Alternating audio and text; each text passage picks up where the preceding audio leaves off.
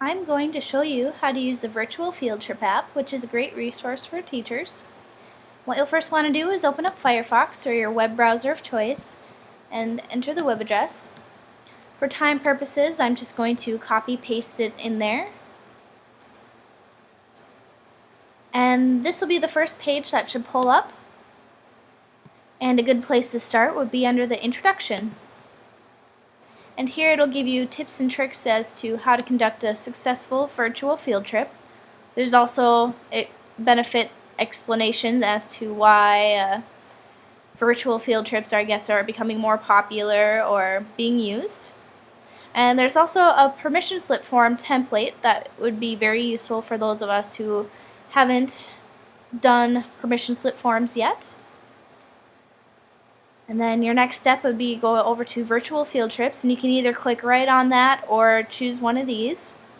And the introduction will just bring you back to the page that you're on, so probably should click one of these ones. And each one will just bring you to a different area to explore. So it'll give you different options of areas to visit. I know I've never been to Hawaii, which is a place I'd like to go, so we're going to go to Hawaii. And here it'll give you a short synopsis of Hawaii, I guess.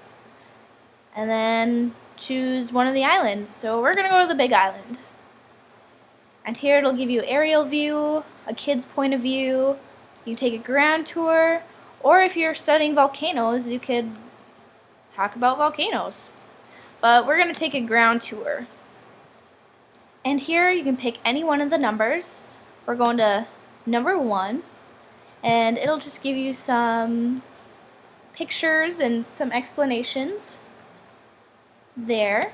So you can pull up the pictures if you want. You can go directly to stop 2 if you'd like.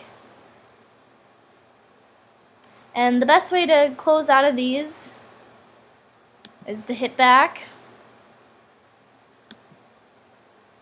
Let's see.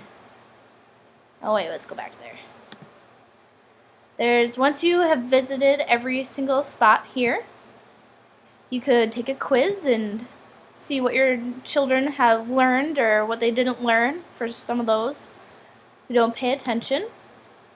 And let's see, to go back to the page that you were on before, this opens up in a new page. So what you'll want to do is just close that out, and it'll bring you back to your options of places to visit. Now, another cool, different way of going about this is there's one that'll give you a live feed from the place you want to visit. So let's see, where did that one go? Around the World in 80 Clicks was one that I found really interesting. And here we can look, it says Red Square in Moscow. So it'll just pull that up. Let's see, it's loading for a minute. But it'll give you a live view from what's going on there. I mean, I'm sure if it's raining, snowing, whatever, you can check it out. And like I said before, the easiest way to do that is, or to close out of this, is just X from the top, and it'll bring you back to your choices. So I guess besides just browsing around some more, that's how you use the app. Thank you for listening.